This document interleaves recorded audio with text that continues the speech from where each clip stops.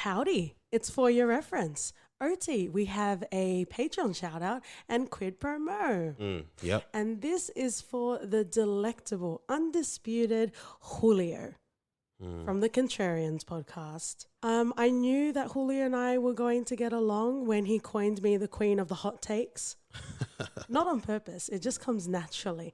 So if you guys have never checked out the Contrarians podcast, essentially they rage against the Rotten Tomatoes machine. So if something is classified as rotten or super, super fresh, they kind of give opposing views and, you know, share their real takes in regards to that. So I don't know if we'll ever get to that point where, you know, films that make us really angry will be able to thoughtfully discuss them, OT. Do you think we would be able to do that? No, not in the slightest. Probably not. Julio is our 5th patron, and also they've done 5 years of podcasting. Oh. So congratulations to Julio and also Alex from the Contrarians podcast. Take the promo away. Let's see, Alex. What do you think of Jaws, which is at 97% Rotten Tomatoes? I find it to be anti-shark propaganda. What do you feel about the Entourage movie, which is at a meager 33%? I think they finally got Hollywood right. How about It Follows, 97%? Worse than your parents giving you the sex is evil talk. How do you feel about Juno, which is at 94%? That would be a movie that celebrates a teenage homewrecker. How about Bewitched at 25%? Best television adaptation ever put to film. How do you feel about American Hustle at a towering 93%? Overwrought awards bait. Righteous Kill, 19%. The movie that Michael Mann wishes he had made when he created Heat. Sounds about right. I'm Julio. I'm Alex, and we are the Contrarians. As you can tell, our thing is that we rage against the Rotten Tomatoes machine. Regardless of what we really feel. Find us on Apple Podcasts, SoundCloud, Stitcher, TuneIn. Facebook, Twitter, we're everywhere.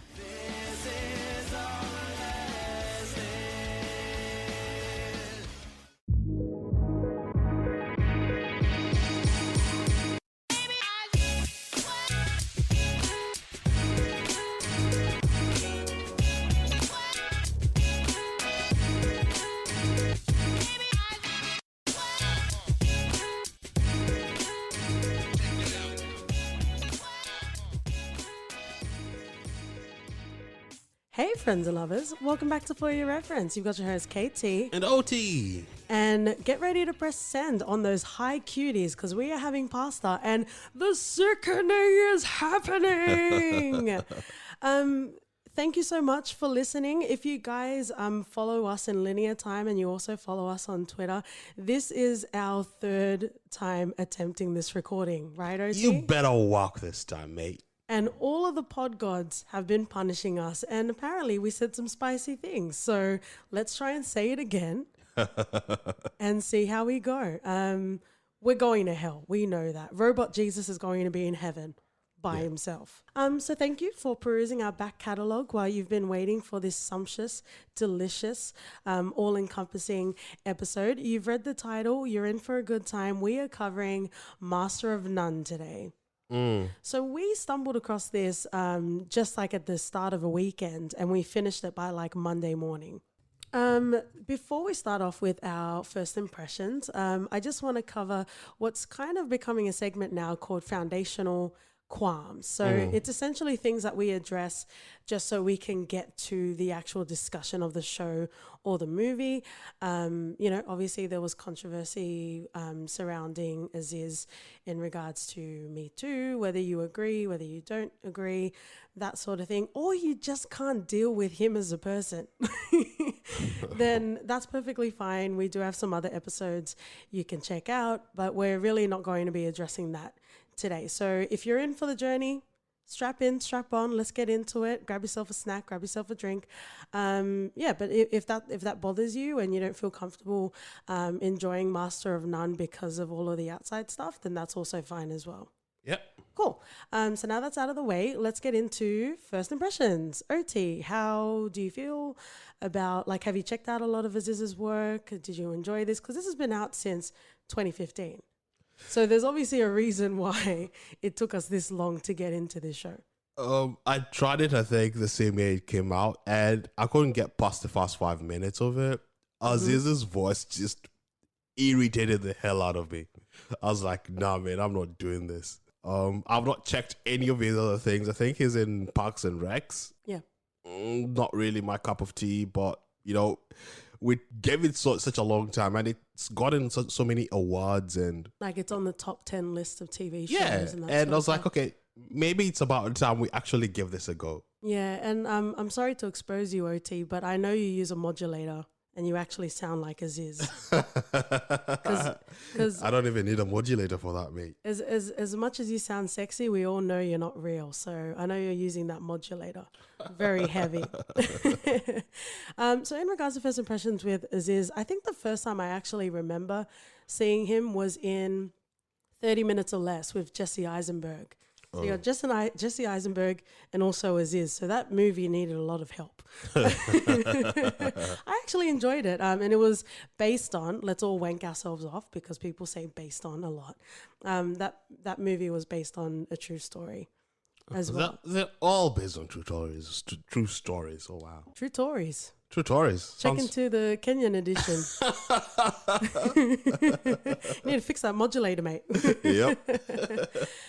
So I just didn't get his vibes. Like, I'm quirky, and you know, this is my sort of shtick. Like, there's a Family Guy cutaway where you know, they're sitting around watching the TV, and they're like, "These are comedians that we're forcing you to like." And then Aziz shows up first of all, and he's like, "I'm talking very softly, and I'm talking loud now." And that's kind of like his shtick. He's kind of like, "Yeah, he's there, but I don't really need to check for you. You're just It's so doing your true own though, thing." right? Yeah, that's Like 5 years ago or whatever, 4.5 years ago, I was like, I can't stand his voice at all. And rewatching this, I was like, oh, when we give it a chance over the weekend, I was like, oh, it's not so bad. it is. Like I didn't pay any sort of credence or attention to it. I think it's more to do with my ears just being old now.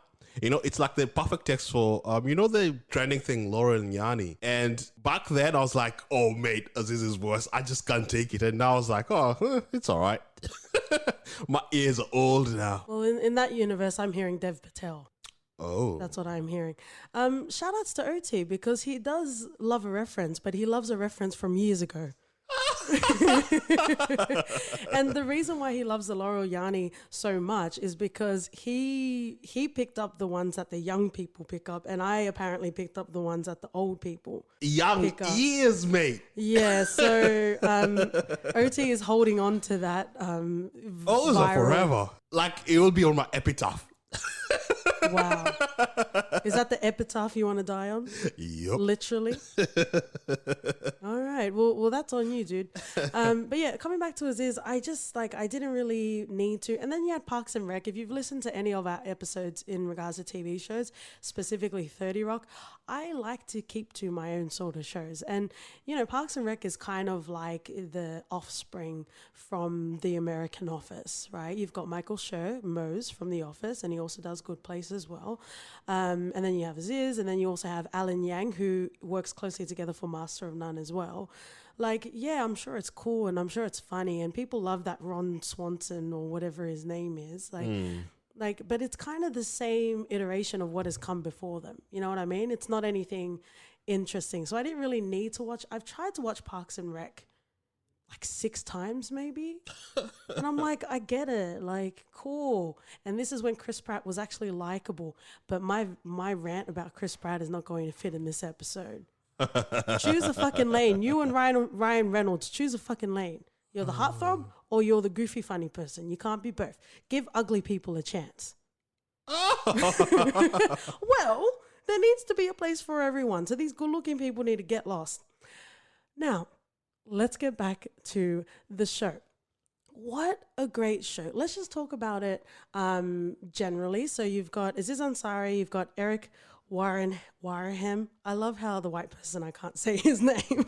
Lena Waithe, Kelvin Yu, and also Noelle Wells as Rachel. So that's the main sort of cast. I do want to spend a bit of time talking about the guest stars because that is 2 chef kisses right there.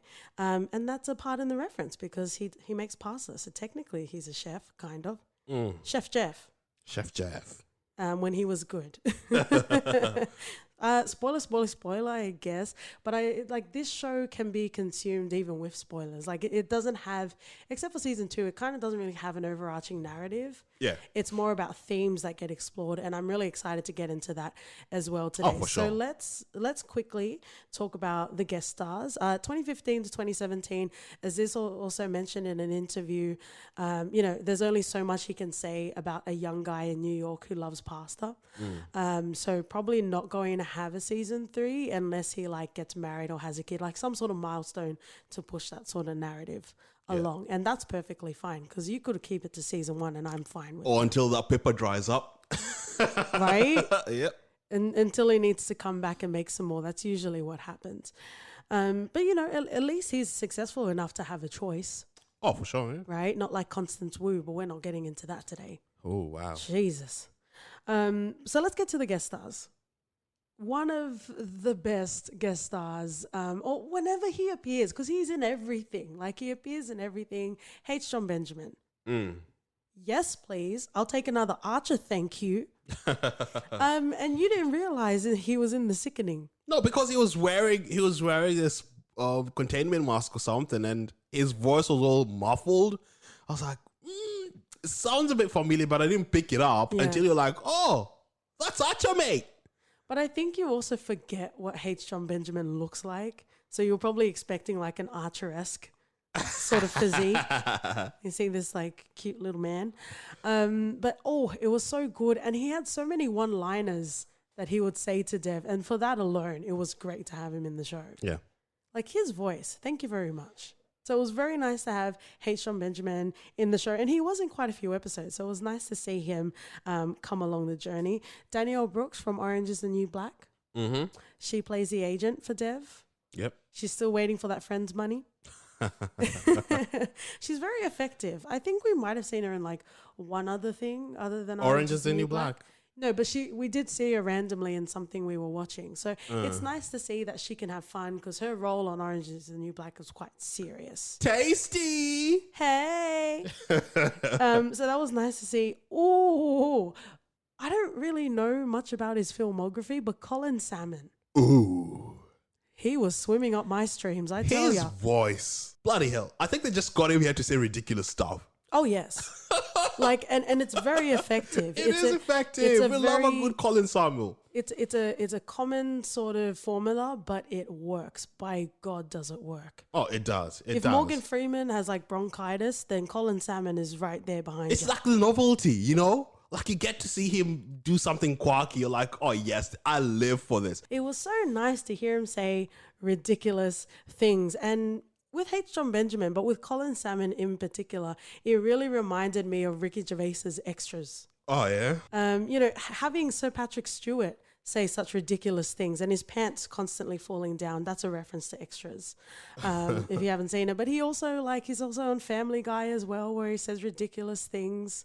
But I feel like with Patrick Stewart, it's not a novelty anymore. Sir, that is sir to you, mate. Yeah, but we love him and all, but he's just in every single shit now.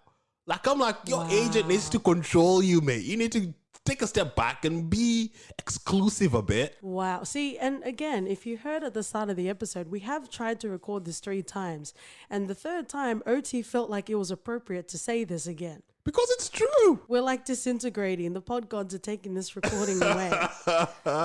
Make this very clear in the For Your Reference household. KT does not stand with OT. All I'm saying is we love Sir Patrick Stewart, but he needs to be. He needs some exclusivity. He can do whatever the fuck he wants. Okay, cool. And I will allow him, except for that weird show, but we're not talking about that. See? Where he plays this old scoundrel. Yeah. Yeah, but anyway, I love you, Sir Patrick Stewart, and you're most welcome. If you bring your friend, Sir Ian McShane, we can have a good time. Mm-hmm. He is a fucking sir. Come and fight me, queen. So let's quickly go through the rest of the guest stars. Claire Danes. Yeah. It was nice Homeland. to see her. Yeah. Is Homeland still going? Is that still a thing? I think it's finished by now. But she was amazing in that. Oh, she was great. She carries the show. All right, settle down. She does carry the show. Settle your boner, mate. Well, the first 3 seasons, you have Damian Lewis, who's amazing and brilliant and stuff. But once Damian is sort of gone. Are you then spoiling the show? I didn't say anything other Oh, than. okay. Just checking. But Claire Danes, man, I feel like the last she's time, amazing. because I haven't watched Homeland. I feel like the last time I've actually seen it was Romeo and Juliet. Oh wow, yeah, she was in that as well, wasn't she? And her loins have been girdled, I'll tell you that much. Oh, for sure. In the form of Dev. We also had Busta Rhymes, Jabberwockies, John Legend, Cedric the Entertainer. Ooh, shout out. Listen to, go and watch The Last OG, because Cedric the Entertainer is quite great in that. And obviously that's a great show as well. It's kind of slept on though, isn't it? It is, and we'll need to cover it Yeah. eventually. But also accolades, all deities, and all OT sacrifices to the Queen, Angela Bassett. Oh yeah. So there are quite a lot of themes we're going to get to today. This show has won 3 Emmys, 2 of them being for the immigrant parent episode, and also the Thanksgiving episode. So we're definitely going to talk about those 2 episodes within this episode. But yes, she was great. Yeah, she was really good in this. She is and continues to be great. But She in just regards to the show, She oozes class and she's like a fucking lioness, man. yeah, like she commands the screen. Like, pay attention. Yeah. I am speaking. I am a thespian. Like that's what you see when you look at Yeah. when you look at her. She's just amazing. You can't get enough of Angela Bassett for sure. Definitely. Wow. Just wow. So let's get into it. Sometimes on episodes we will cover like character by character, but I think that will happen naturally as we get through this, like these themes. A lot of the comments we were making when we were watching this show, particularly in the first season, was you can tell that people of color have written this show. Yeah. So it's nice. It's nice that, all of the, white sort of executives are starting to hire actors of color and different sexual orientation and that sort of thing. But it gets to a point where these people need to take the reins and tell their own stories. Because it's all about perspective and all, and the detail, attention to details, It's branding, frame of reference, please. I'm so bad at this. But anyway, it's all about the nitty gritties and that what separates a good show from a great show. And like the episode for Thanksgiving, we had Lena, who was undertaking a lot of projects at the time, and she had told the story to some of the people, executives, and they're like, yeah, you can just write it. I don't need to be involved. I don't need to write this. I don't need to be completely involved in this. Just take the reins. I've already told you pretty much everything. And it's good that Aziz was like, no, it has to be you that does this. Yep. Because this is from your point of view. There's only so much we can do with it, but you take it to that extra level. And that's what missing generally on a lot of these shows where we watch, and it's so like one-sided. Yeah, but that's exactly it, because as well meaning as it is, sometimes you just need the people that are telling the stories to actually have that frame of reference and have that life experience as well, because you need people to be able to resonate. And if I can digress for a second, if you haven't listened to the show before, hello, Francois. I am of Tongan ethnicity. My parents are Tongan, but I am a true blue Aussie. Like, I was born in Australia. That's why I've got this Berrigan accent, mate. Mate, your accent, eh? That was just Katie talking. Hashtag fake KT. But, so I grew up in a country where, on TV at least, it was a lot of like white people, right? So I was just used to watching things that just had a lot of white people in it. But, where I grew up in like Western Sydney, and if you've ever been to Western Sydney, it is a melting pot, right? Like there are all different sort of nationalities there, but that was never really reflected in the TV. Even now in Australia, it's slowly becoming that. And I guess it's just with time as well. But what I really loved when I went to Kenya, you see Kenyan people just in commercials, just in like, just because. You know what I mean? Yeah. It's not a specific reason why Kenyans are on the TV, right? And obviously that makes sense because it's your country, but like I didn't get to have that growing up. Yeah. Like Luke Carpenter was not my daddy. We love a good Luke Carpenter though. Alf Stewart was not my daddy. That's a Home and Away and a Neighbours reference. if you guys ever watched it. But I was just used to and accepting that I'm going to watch something, but it's not really going to reflect my experiences. You know what I mean? And it's nice to now be able to delve into a world where, okay, so I'm not Indian, but I can resonate with some of the themes that are being presented here. Yeah. So, Because essentially they're all sort of a migrant perspective. It like covers a lot of ground regardless of what kind of background you are. You can resonate with most of these things, especially if you come from that sort of point of view. So it just makes sense. So let's stay with this, because this was actually one of the themes, but it was a bit further down the list. But let's stay with it now. This is actually covered in one of the episodes where Dev and his friend Ravi go for an audition for a show.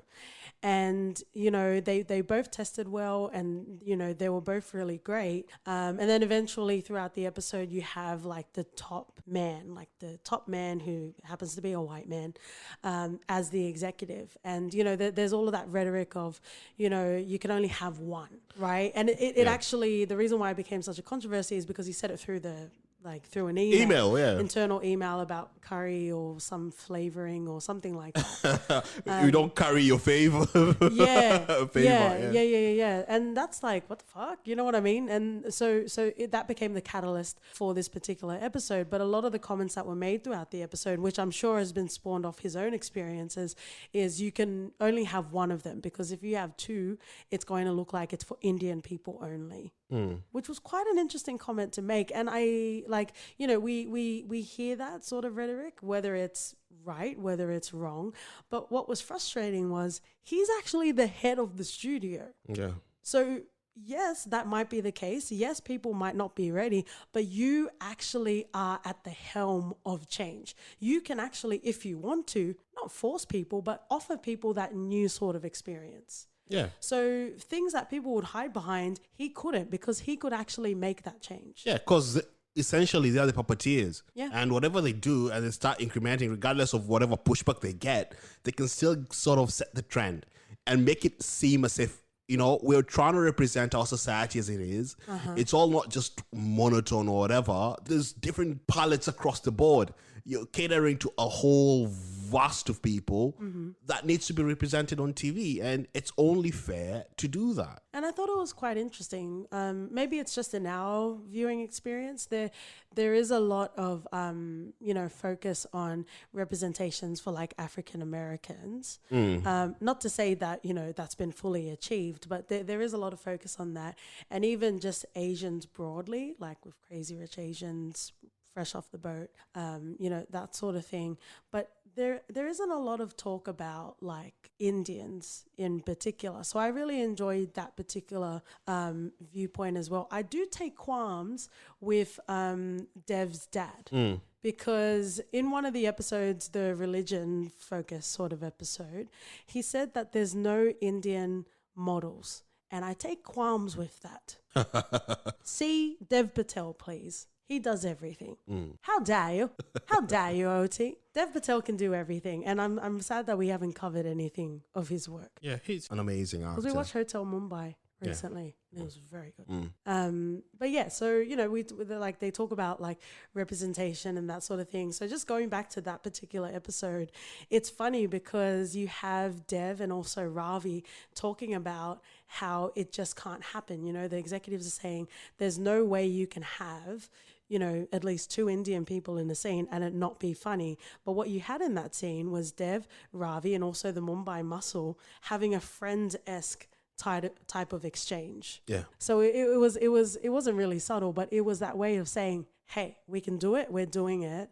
What more can you say? Yeah. Right. So it was quite nice to be able to explore that. So it's nice to see people being able to tell their own stories. And also actually also in that scene, they were talking about how there were white actors, you know, even recently a Social Network playing Indian sort of characters. Yeah. And I think it was it Short Circuit 2? Yeah, Short Circuit 2. And I think that's like the big bombshell. Like people just didn't realize that was a white actor. So that became kind of like the running joke of the show. So when he was, you know, talking to Ravi about it, Ravi's like, hang on a second, is Mindy Kaling even real?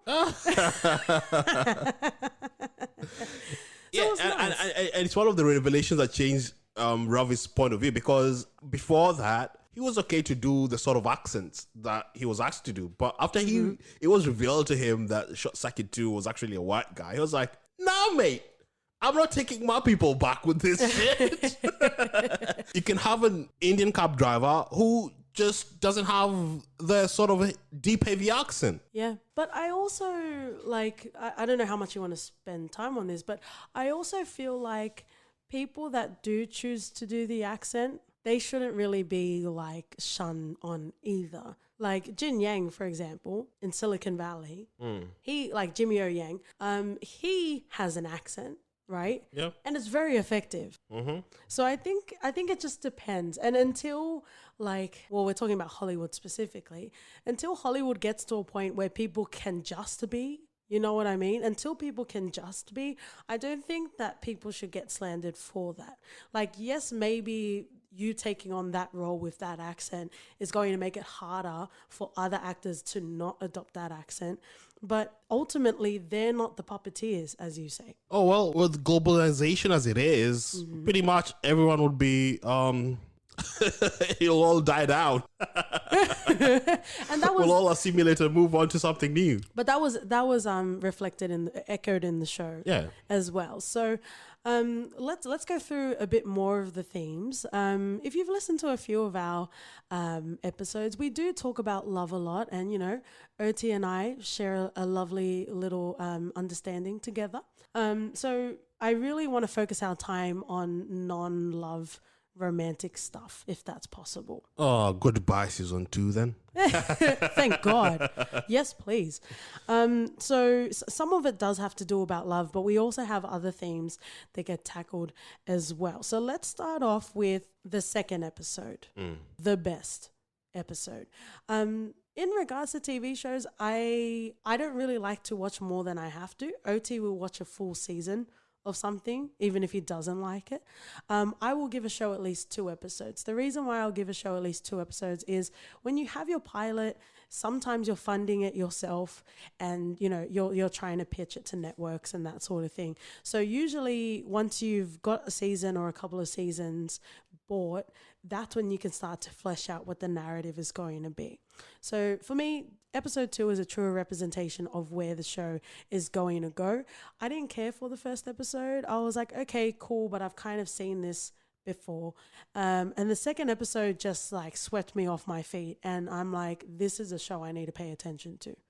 So, and again, this did win the Emmy with Aziz and also Alan at the helm of this episode, writing it. So essentially, this centers around Dev and Brian's character relating or not relating to their fathers, who are immigrants to America. So this is quite an interesting sort of theme. And yes, we do have shows out there like, you know, Insecure, Atlanta, The Mindy Project.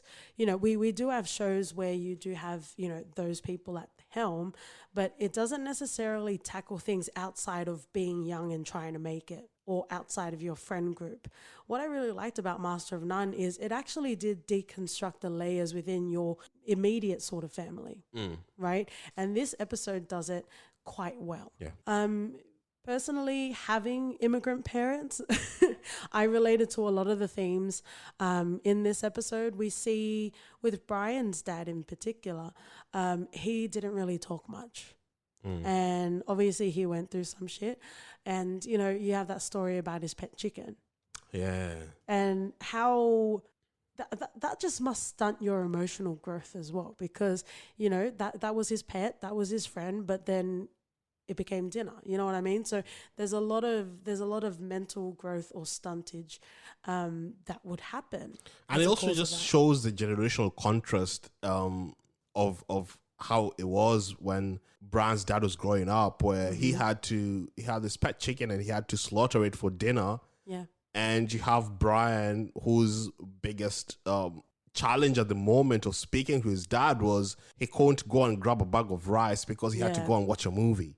Yeah, and that was quite an interesting sort of theme to have. And then on the other hand, you have Dev, where he's just not helping fix the iPad. for his dad. I also thought it was nice that Aziz got his real parents. Yeah, that was cool. I really, I knew that they were not, like, it's not distracting at all. It's just that I didn't think they were actors per se. I was like, okay, Yeah, there has to be something else in here, right? Yeah. And until you told me, I was like, yes, that makes perfect sense. And it was fun when Aziz kept trying to get his dad to say stuff about people shoving things up their butt. Like, wouldn't you love to hear your dad say that? I would love to get my dad to say that shit on, Just on ridiculous. camera. Yeah, just ridiculous sort of thing. So it was nice to have his parents there. And apparently they just couldn't find anyone, and it worked out for the best. I think it did. I really think it Yeah, did. so you have Dev and you have his dad, and he's not fixing the iPad. And I really appreciate this show just generally because, a lot of the times you will have shows, reflect your reality, right? But sometimes that can become very preachy. And there's also a perfect resolution, and it's all just tied up into a nice little bow, right? What I really appreciated about this show, it reflected our reality, some of our realities in regards to how we treat or don't treat our parents. But it also doesn't have a resolution to it. And it's like, okay, but then you have Dev going back to being an idiot. You know what I mean? And that's just life, in some cases that you might need to call your mother more or, check in with your dad more. But for whatever reason, whether it's a dramatic reason or just the fact that you want to stay in and watch Netflix, like we just don't. Yeah. So it was nice to explore that without being preached to. And I really appreciated that as well. I also like the way that they chose to portray it. So, they first introduced it's the modern, you have Dev, you have Brian.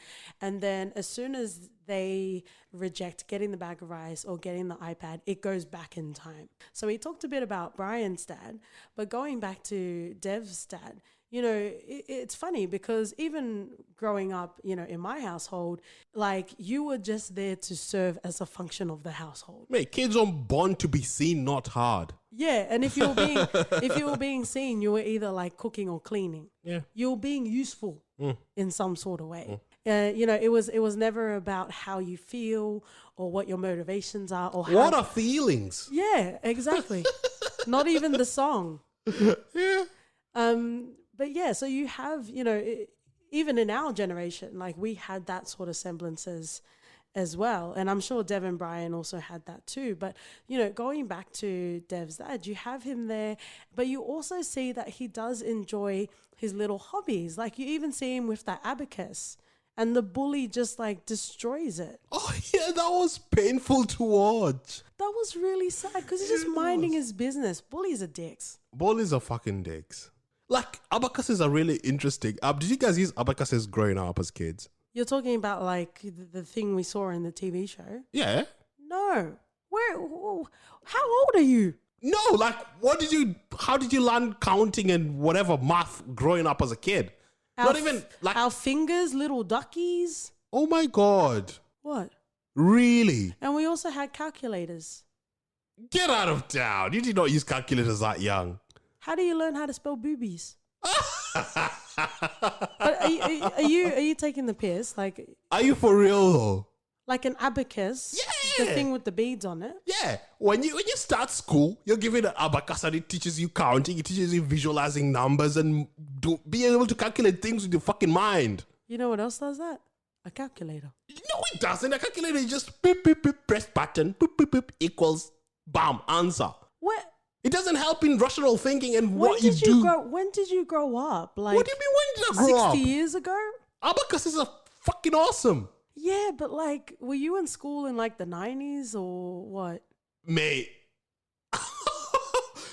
you are not serious. No, seriously, when were you in schooling to have an abacus? It's a thing even now. It's not. It's a great tool to learn math. Parents out there who are listening to this, if your kids aren't using abacuses right now, get them one. It will teach them how to visualize numbers and be able to do the calculations in their minds, mate. If you didn't think it'd get proper... You know what? We talk about this show And when we were watching the show, we're like, oh my God, I can relate to that. Oh my God, yes, I've had that experience. I'm now starting to realize that I was experiencing what the kids were experiencing, and apparently you were relating to the daddies. I thought we were relating to the kids, but there you go. Come on now. You cannot tell me use calculators counting what? Learning the multiple table. Like, you use calculators for that shit. And Abacus teaches you all this without having to rely on tools. Like, it's just you and your mind. Friends and lovers. Quick maths, mate. Well, very slow maths compared to a calculator. Compared to a calculator? Oh my God, I can't believe you use calculators.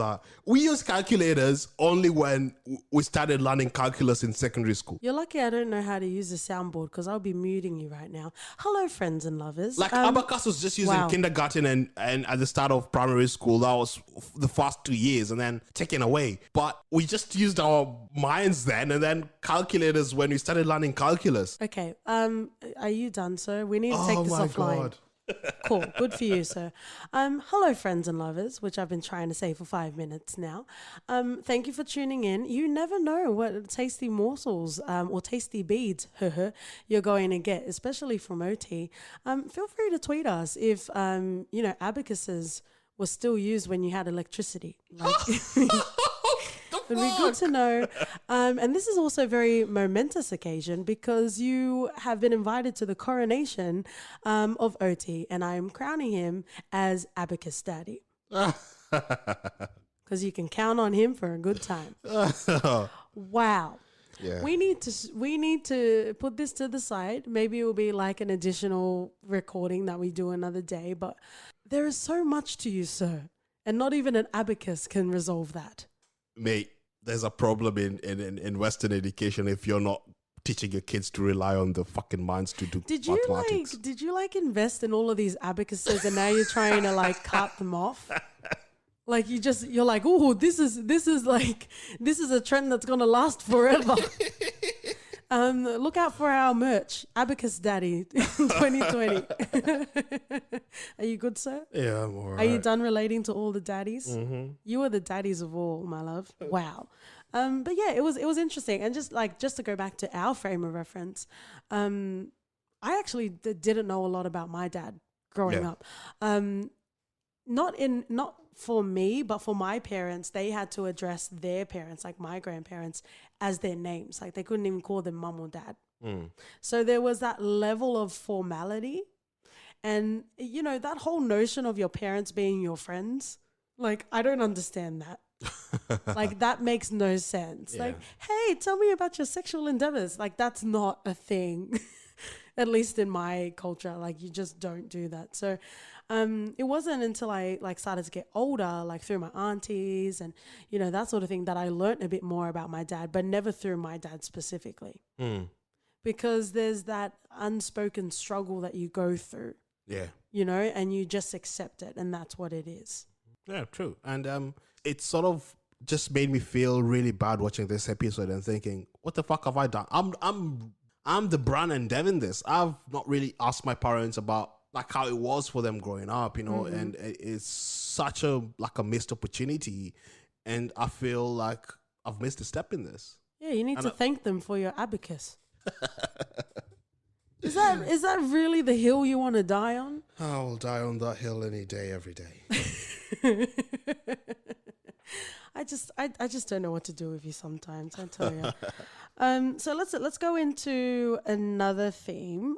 Just quickly, they kind of meld into one, but they're two different themes. There's societal expectations, and then there's also feeling regret, possibly because you were following societal expectations. So namely through getting married, having kids, and also having a successful career. So we can kind of meld into all three of them, because that will probably happen anyway while we're talking. But the getting married happens at the end of season 1, where they attend a wedding, and Dev and Rachel start to, it happens. Around your birthday, you start to think about what you have and haven't achieved. Same thing with weddings. You think, the relationship that you're in, is it one that's going to last? Is it the one that you're going to have forever, where you grow old and you queef on each other? That's my only reference is South Park. That's what I imagine old people doing. And then there's having kids, which is in the pilot of this series. You see Dev enjoying his time with kids, but not realizing how much of a responsibility they are. And then there's also the career, which is kind of discussed through Rachel. So we can go into more detail about that. So which one would you like to go through first? Oh, definitely Dev's expectation on marriage and life and how it was. Because when he attended that wedding with Rachel, he really questioned the foundation of their relationship, and to the extent where he thought that everyone is 100%, specifically the bride and groom, they're 100% committed. It's their fucking wedding day. If you're not 100 on your wedding day, then you've got a problem. That's the only day you're 100, you know? I think this is where we start seeing like Dev pull the string in his ultimate distraction in his relationship, where he doesn't understand how they're 100 and he's not 100 with Rachel. But I think that's fine. He also makes a comment which I actually agree with, where he says, when you get to an age that people expect you to get married, do you get married because you actually want to get married?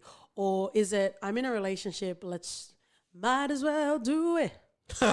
You know what I mean? Oh, jagged edge. Who would have thought? But yeah, like in this day and age, I'd feel like the pressures are suddenly not as prevalent as it was back in the day.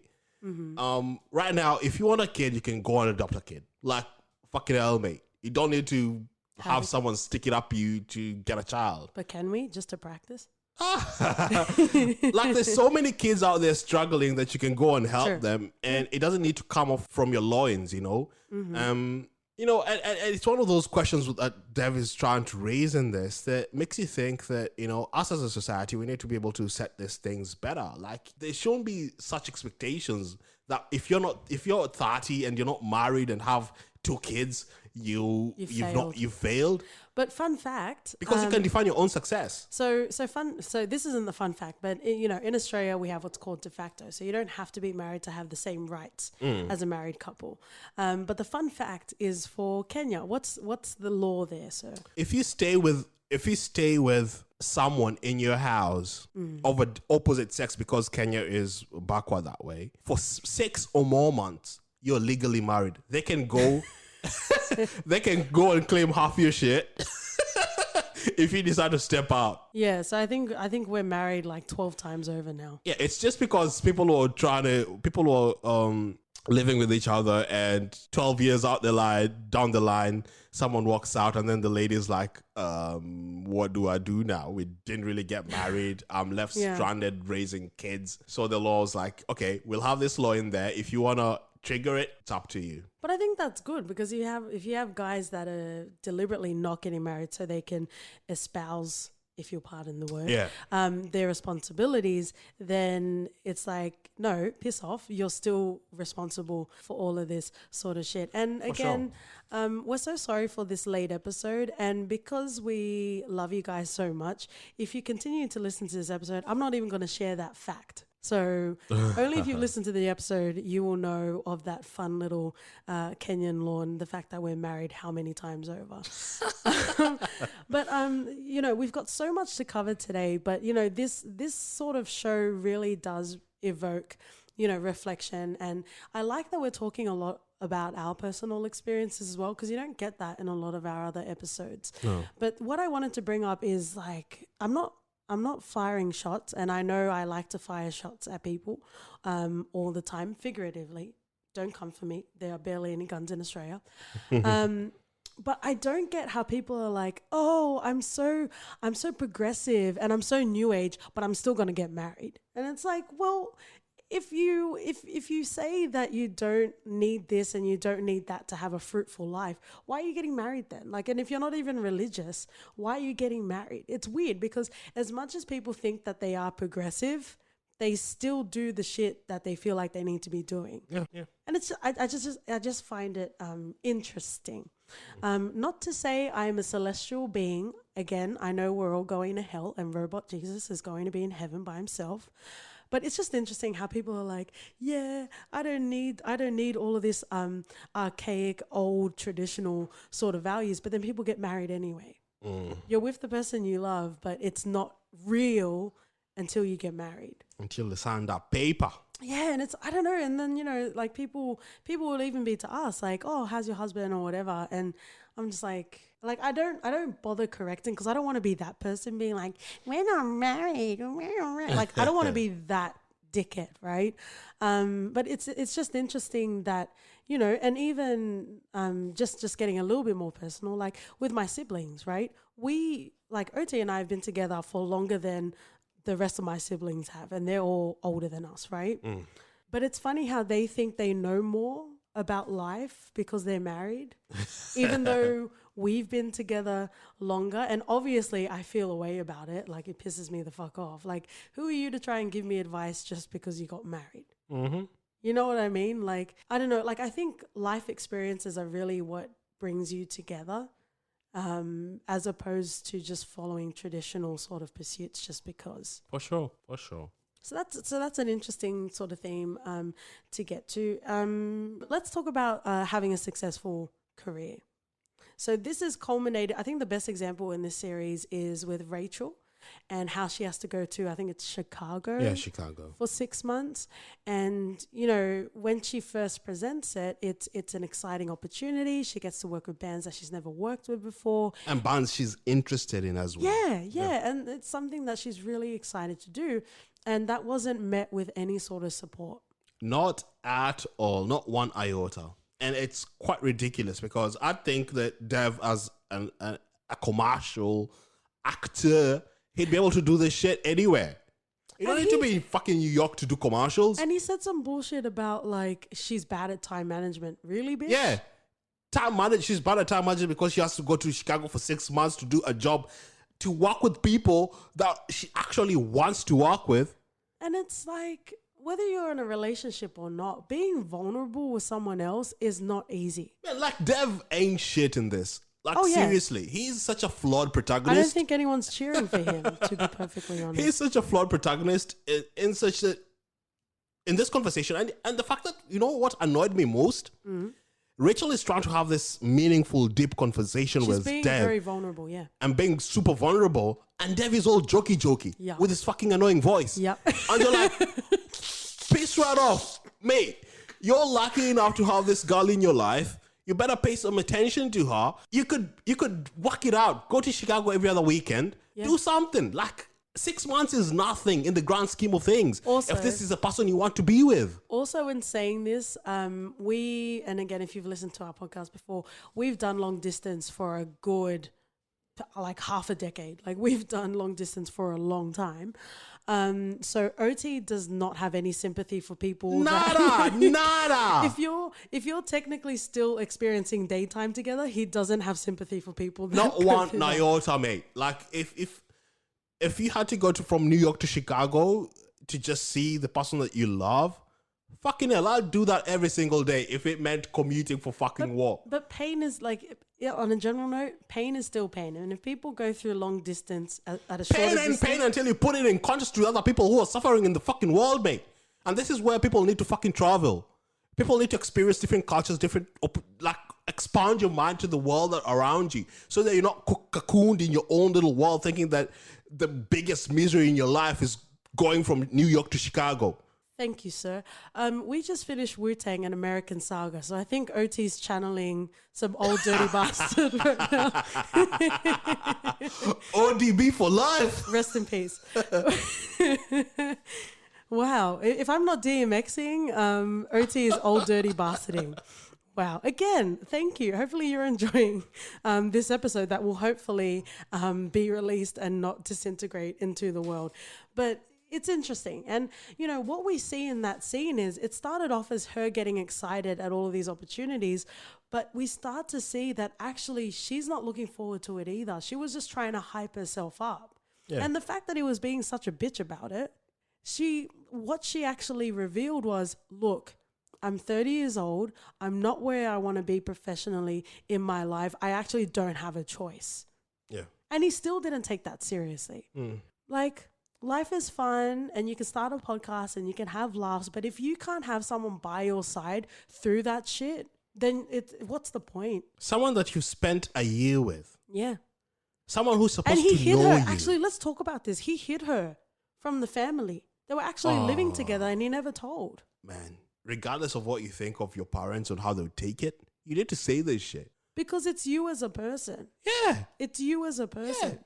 You're not hiding anything. You're exposing yourself regardless of how they take it. You shouldn't care. Yeah, and I'm not going to spoil this, but if you've watched The Big Sick with Kamel Nagiani, they kind of explore that as well about having that cultural. I think in both cases, their parents Muslim. Yeah, and just for the sake of ease, just hiding their other halves from their parents. And I think this is a good transition into the Thanksgiving episode. it is As well. So just focusing on Dev and Rachel for a second. The fact that he didn't think it was important and he didn't consider how she might feel about the family not even knowing about her, and he just completely disregarded that just so he could feel comfortable so he didn't have to go through that discussion. It wasn't about the parents' feelings. It was about him. Him Yeah. avoiding confrontation. Him avoiding being uncomfortable. Yeah. So all these excuses and whatnot, mate, like watching it, you're like, I felt the moments where I felt sorry for Dev in his pursuit for finding love and all. But then when you start talking about it, I'm like, you know what? This guy is just fucking flawed Yeah. in so many levels. Yeah. I'm like, bloody hell. But that's not to say that you can't enjoy something No, with no, a no. flawed protagonist. It's quite enjoyable. It's quite enjoyable. And Dev doesn't come out as like someone annoying in every single scene that you're like, I disagree. He is annoying in every scene. But what I like about this show is, yes, he's the protagonist, but it kind of doesn't focus on him. It's more about the themes that are presented in the show. Yeah. And it is bolstered in some great secondary characters. And I don't think we're going to get time to talk about it. So before we talk about Thanksgiving, I want to talk about how much I love Arnie. Arnie is amazing. Hi, cutie. Oh, he's so fucking great. And just as like a fun sort of story, because I think you want to talk about the wedding in Italy, just a fun sort of story. Like, I love how they got into Sherlock. Yeah. And they were all sitting around watching it. And, the Britons make delicious series, but they're always like 2 or 3 episodes a season, right? So they were quite far into the series. They've spent hours watching Sherlock, and then you have Arnie out of nowhere saying, I actually don't understand anything that they're saying. How? Oh, I love him so much. How the fuck can you watch something and not understand what's going on? It's just to hear the batch say stuff. Yeah. And then Denise, Lena Waithe's character, says something to the effect of, I can literally just sit and watch Benedict Cumberbatch doing nothing for hours. Because he embodies a thespian. He is on that higher echelon. He's in my trophy case of stands. Yeah, for sure. And just to bring this up, because I think most of us have friends that we talk about everything, but not the deep shit. True, yeah. And I think Dev and Annie sort of had that until they didn't. Like those up until Annie had to go to his ex's wedding. Yeah. It was all they talked about pretty much everything It was cute, light. fun It was all stuff. cutesy. Yeah. Oh, I didn't get a date. How do I get a date? How do I get to get laid? Are you going to be my wingman? All sort of low surface bullshit. Yeah. But the deeper feelings in Dev struggling without Rachel, he didn't say that to Annie. In Annie struggling to go to this wedding because he actually felt that he lost the love of his life. They weren't able to talk about it. Yeah. And I feel like a lot of dude relationships is like that. Yeah. Like you can talk about most of the things, but the things that really matter, the things that You just need to keep it inside. you just need to keep it inside, Yeah. just hold it in. That's for you to struggle with alone. Yeah. And I'm glad that they broke through that and exposed that in this show to show that we're all fucking vulnerable human beings. But what was stupid about that is, so they had a really cute understanding in Italy, and Dev was there when, Arnie needed someone, right? And he's like, come on now, like she's going to get married, like just let it happen. Even though her husband looks exactly like Arnie, like a mini Arnie, Yeah. right? Yeah. That's some painful that shit. was such a beautiful moment, but it was overshadowed by the fact that Dev didn't learn a fucking thing. And he was gallivanting around with Francesca. Yeah. Not learning those lessons. You know what I mean? Again, you can have fallible protagonists and it not all fall apart. But that was very frustrating. It was. It really was. And the fact that Francesca and Dave, and just to bring it to the theme of love and all, and Dev's pursuit of Francesca, even though Francesca has been with a partner for quite some time. Yep. And Dev knew this. Francesca, of course, knew this. And even though Francesca was like, I'm not leading you on, for fuck, she knew what she was getting out of this. She knew super well what she was doing. But also, at the same time, because, you know, we have a podcast, I love having a good yarn, as we say in Australia, or I love having banter. You know, I'm the king and queen of Bantsville, because it's 2019. I'll claim both. I don't understand why someone of the opposite sex or same sex, if that's your sexual orientation, like, why can't you just have a good conversation with someone and not fall in love with them? I think it's more to do just with human nature. But I like having a fun chat, you know, just giggling and gaggling around. Like, why can't you just have that without falling for each other or wanting to stick everything in all the places? Yeah, maybe it's to do with human nature and just being like curious as to whether or not it'll work that way romantically. I don't know. It was just more to do with how so far Dev really pursued this deeply. He knew he knew what he was doing. He knew what he was doing and what he might not get in this. But then to play victim, I was like, mate. Again, no, that's why I didn't care for season 2. You can't come out. You can't come at us feeling all sad and shit, knowing full well what you've been doing. She's not gonna be leaving this fiance of hers for what 10 or so years just so you can have a romantic night for whatever reason and live happily ever after. When she has like baggage and roots in Italy, her family, her store. Mate, she has all these things she has to think about. She just wanted to feel good. She just wanted to feel good. It's an escapism sort of thing, you know? And Dev was there to play along. Go and play the fucking Sims then. Don't play people. But Dev Watch out was for our willing. merch. Dev was willing. If you know you're chasing someone who's unattainable and you're still keeping at it, thinking that you're going to get him, if it doesn't happen, you can't go mopping around. Well, that's advice for you. Leave Halle Berry alone. Well, soon enough, mate. She's not interested, fam. That's all right, blood. Let's focus on the Thanksgiving episode. Let's give it some sort of love. Again, like you said, it's a truly personal sort of story, and we focus on Denise's character. The Denise experience, if you're nasty. And again, it uses the ages to take us through her experiences and what she went through. I think quite a pivotal scene that they had in that episode was at the diner. Yeah. So I think Denise was at like college age, and you know, Angela Bassett was talking about, you better not get pregnant, and she's like, I won't. But it kind of just left it like that. And she's like, do you know why I won't? It's because I don't like guys. So it was kind of like I guess if you want to call it like a natural, casual way to say it. It was also in a very public place. So obviously, you know, there's that filter that you need to regulate yourself when you're in public. But I really enjoyed Angela Bassett's performance. I expect nothing else. Even that there was a movie, Jumping the Broom, and it was probably like a really, I don't want to be rude, but it wasn't like a A-rated sort of movie, right? But I remember Angela Bassett was in it, and that's 4 chef kisses with my toes if you're nasty. But everything she's in, just, it's brilliant. And her in that scene, you know, she loves her daughter, but you also need to remember the time and the time that she grew up as well. A time when society's perceptions of how your home is more important than who you are as a person. So if there's anything that might stick out or anything that people could potentially focus on, you need to relinquish that. Yeah, and just add the skin color there for added complexities and all that. Yeah, and it was such a masterful performance that Angela delivered in that diner scene, and any actress of lesser degree would have butchered it.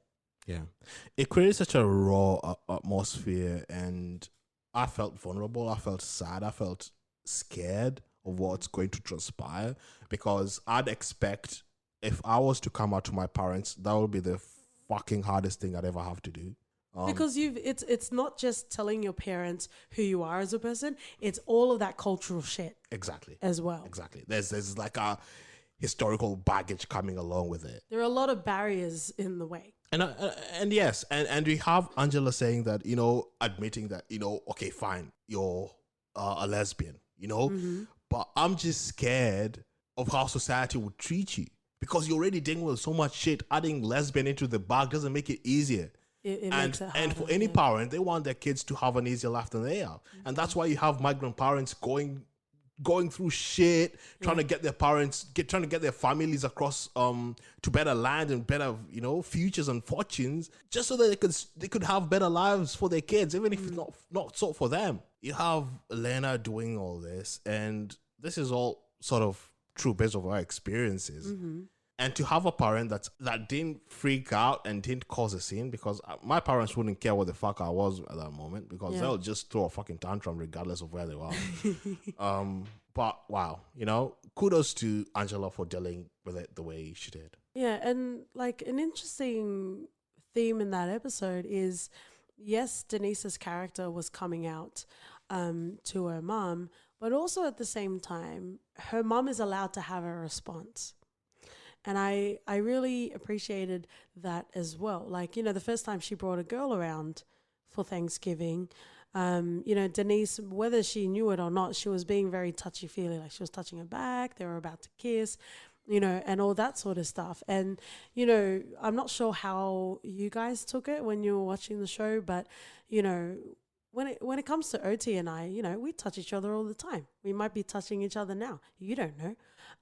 But when it comes to family, or even just like being around friends, like we don't feel the need to check in with each other, whether it's like emotionally or physically or whatever. So when I was watching that scene and Denise was like touching her back and like, you know, trying to kiss her, I was like, and I actually agreed with Angela Bassett's character where she said, you know, you are who you are and I've accepted that, but you need to respect There's my a house. line, mate.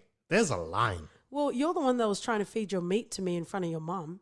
I had like 5 glasses of wine there, so it is what it is. If you want to taste OT's meat, just give him 5 glasses of wine. That's the formula. And then you can also be married to him and we can have a good old time. But it was interesting because it's not just I'm telling you who I am and you can't say shit about me. You know what I mean? Like it was a give and take in that sort of dynamic. So I appreciated that as well. So I really feel like that was masterfully crafted in regards to, you know, the way you deal with that, because, you know, there's who you are as a person, but then there's also respecting the household. But that doesn't mean you hide who you are. No, it doesn't. Because we're brought up with certain cultural nuances that you can't or can't do. You know, the things I will never do in front of my parents and shit. Yeah. You know, that's just a line. And regardless of whether you take it on or as it being weird or, you know, old or outdated, it is what it is, and you take it with you take it as it is, and you accept it. It's something I won't do in front of them. I won't touch you like that. I won't kiss you in front of them, and it might sound weird to other people, but Unless you've had a few wines. yeah, it's just And I'm going to deviate for a second. Please tweet us because I'm genuinely curious, especially when we watch stuff as well.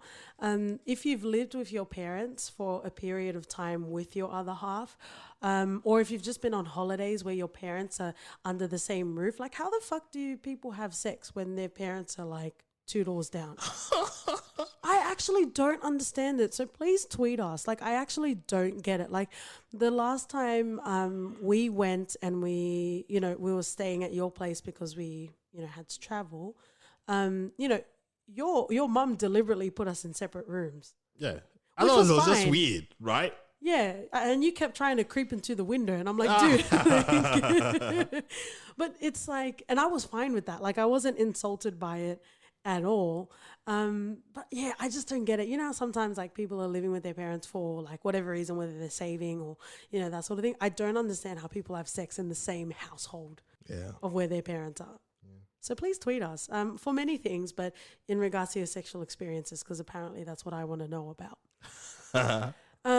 I do want to focus on one more theme. Is there, in regards to women and also feeling safe, is there anything else you want to talk about? No. Okay, perfect. So let's get into it. Again, if you're a bit dicey about Aziz and that sort of thing, then feel free to just skip ahead for a little bit. But they did address, you know, women and also feeling safe. So I wanted to talk a bit about that. Yep.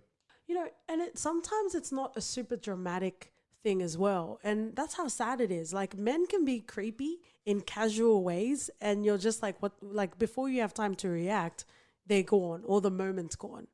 You know what I mean? I have a couple of experiences I just want to share. It's not anything too dark or too dramatic. It's more just like light, relative. It's like light. Oh, relativity of light. Science. That's a thing. Fuck off. Stop trying to feed me your meat. Mate, no wonder Abacus wasn't introduced to your school, mate. I really love this episode. Okay, so the first one I'm going to give you an example of is on a night out with the gals. I would say Sex and the City, but I haven't watched it, so I don't know if this is accurate. You know, but I went out with a few girlfriends. We went out dancing. We had a good time. And then by the end of the night, everyone was trying to figure out how to get home. So, you know, a couple of them were going to get on the train. Yeah, so I made sure that my friend that was, you know, less for wear was in an Uber and she went home. But before we were figuring out how we were going to get home, there was a fella and he made a beeline straight towards me. And he said that, you know, he couldn't feel comfortable for the rest of the night, early morning, mind you, without saying how beautiful I looked. But okay, let's you know, unpack this. What do you achieve from saying something like that? I don't know. You'd be like, oh, thank you. I've been waiting for someone to tell me I'm beautiful. Take me. No, I actually said fuck you and the click you claim. No, because when I'm on a night out, I just want to have fun, right? Again, I told him to piss off. More than that, if you heard what I said 20 seconds ago. And then all of my friends were like, whoa, hey, Katie, like, why are you doing that to him? And blah, blah, blah. And I'm just like, if he's allowed to come up and say shit to me, why can't I say shit to him? You know what I mean? So it was an interesting sort of thing, because apparently I was the wrong one in that scenario. So I don't know. I just find that bewildering. So if any of you ladies out there have any sort of like comments in regards to that story, please let me know. But it's like, you know, I had such a good night and then you have some creeper coming out of the shadows just to say that shit. Really? Like, it wasn't necessary. The other story I will mention is scenarios where you actually can't get out of the situation. Like, you're just like stuck there. So, you know, if you've followed us on Twitter and that sort of thing, I am a brown woman. I am a pasty brown woman. I need more sun in my life, apparently. So I was at a doctor's appointment. So, you know, they're fully professional. You know, he's a doctor, and you know, I was getting the test of like what is it vitamin D? Yep. You would think I get enough from OT, but apparently not. But in regards to my vitamin D deficiencies, the doctor was saying, you know, I should get some more sunlight, particularly in the early morning. Those are the best sort of rays if you're trying to get some more vitamin D. Mm-hmm. However, that is not the way he said it. He said, you should wear as least clothing as possible and go outside with as least clothing as possible and let the sun come on your skin. I need to change professions. Why do I feel like you were the creeper and the doctor in this scenario? Like Gene from Arrested Development, he just had disguises. But it's like, you know what I mean? Like, you know, like if you're on for a night out, like obviously you don't want to be pestered by fellas, right? But you kind of like, it kind of makes sense. The fact that I was just there trying to learn about my lack of vitamin D, to have that said to me, like, how uncomfortable is that? Like, I don't think a doctor's ever told you, got milk. You know what I mean? Like, I don't know. There are some experiences as a woman that I don't think you would get as a man. Did he say it in a seedy way? He said, wear as little clothes as possible, go outside and let the sun come on me. How much more clarification do you want, dude? Yeah, I guess so. You know what I mean? And it's like, okay, it's not the most damaging of sexual harassment, but it's also not most welcome. You know what I mean? And it's just so easy for men to just be gross. Yeah, and just to bring this back to our Master of None, we have Condola Rashad walking back from a club and going home, and she Hang gets on a followed. second. You don't know anyone's names. I know Condola Rashad. She's in fucking Billions. She's amazing. Who is she? Oh, in that episode? Yeah. That's because she's pretty. That's why you remember her name. No, because she's in Billions. Sorry, I'm thinking about Paul Giamatti in a way I don't want to think about Paul Giamatti. Oh, you're missing some good touch upon on Paul Giamatti, mate. No, you can keep that. But yeah, she gets followed from the club and get harassed by a guy who follows up to her home. And I think this is one of the sort of things I don't know if they do in Western worlds, because growing up we were taught on sort of like self-awareness keys, especially in the streets and stuff. Stranger danger. Not necessarily stranger danger, like how to act when someone approaches you, or how you act on the street and stuff like that. When you're walking, the sort of emotions you should be exuding. So if someone approaches you or say something, you need to make them feel like they're still human beings. We used to have this like mock conversations and shit, and it'll just, you know, it's in theory it makes sense, but once you're out there, especially if you're, you know, because I can speak as a man, how that works for me even now. But it was just to give you that extra layer of security that in case something does happen, at least you're aware of the things you need to do, especially if you're walking alone at night. So, okay, cool. I can walk confidently, but if I'm a woman and there's a man that's out on the prowl, that won't really change much. Yeah, it wouldn't It's change. not the be all and end all, essentially. It's not. But one of the things is usually just don't go back home, you know. Don't lead them to your house. And that's one of the things that you get told every single time, you know. And the worst thing you could do is go back home, because then they'll know, even if they don't come in, they can come in later during the week or something like that. Yeah. So, you know, and it's sad that you have to train your children or your friends or even adults. You have to train adults on how to be safe. Yeah, because the world is a crappy place. But it can also be a great place. Yeah, but with the way things are, it's more crappy than it is. Because you have people struggling out there. Yeah, and people I know. going through mental shit without being able to. But that's why we have like escapism. We have movies, we have TV shows. Yeah. Even though we watch Mindhunter just to get away from the world. I love using that because it's true. And can we just not forget that we have a daddy tench? Man, that tension is strong. Yeah. Holt McCallany. He's great. But yeah, so let's round it off. And, you know, we were talking about a serious topic and I started talking about daddies again. Take a sip if you're having a FYR drinking game. But let's finish it off, mister. Yeah. In a segment we call For Your Reference. Oh, I will reference Insecure just because. Actually, thank you, but how dare Issa is my lady love garden. She is your lady love garden, but she is an amazing writer, director, producer, and she does all that really well in Insecure. And she also supports other creatives. And she does support other creatives. And they're filming Insecure, so hopefully that will come back soon. If you've watched Insecure, we actually have an episode on it, if you want to have a listen. Yeah. Like, it just gives you a different point of reference, and it's beautifully executed. It's something that you've not really seen before. Okay, so I have two references Don't you reckon? The first one is The Big Sick with Kamal Nanjiani. Nice. That is also based on his actual life with his wife.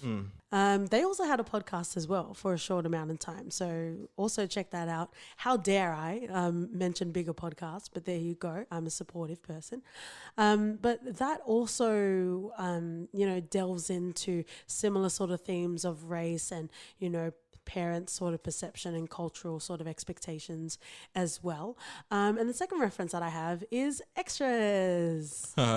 Because I love Sir Patrick Stewart.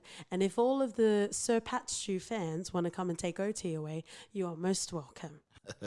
Thank you so much for listening, guys. Happy holidays, but most specifically, Merry Christmas tidings to everyone.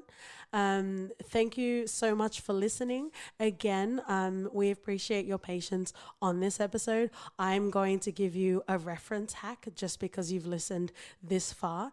If you are going out or you just don't want to be stanky, you can spray your cologne or your perfume on some cotton tips and put it in a Ziploc bag and put it in your bag so you can refresh yourself through the day. Oh, wow. Look at that. Yep, I'm becoming a beauty guru. Come and stop me, world. Again, thank you so much for listening. This is our 40th episode, by the way. I forgot to mention it, I guess because we've been burnt twice before. So thank you so much for listening to this episode. We will have some exciting Christmas stuff coming up soon, but that's pretty much it. If you want to see where we are in between episodes on Twitter and Instagram, we are For Your F Pod. You can write us an email at hello@fypodcast.com. And love who you love, unashamedly, guys. For And sure. We will see you next week. See ya! Bye.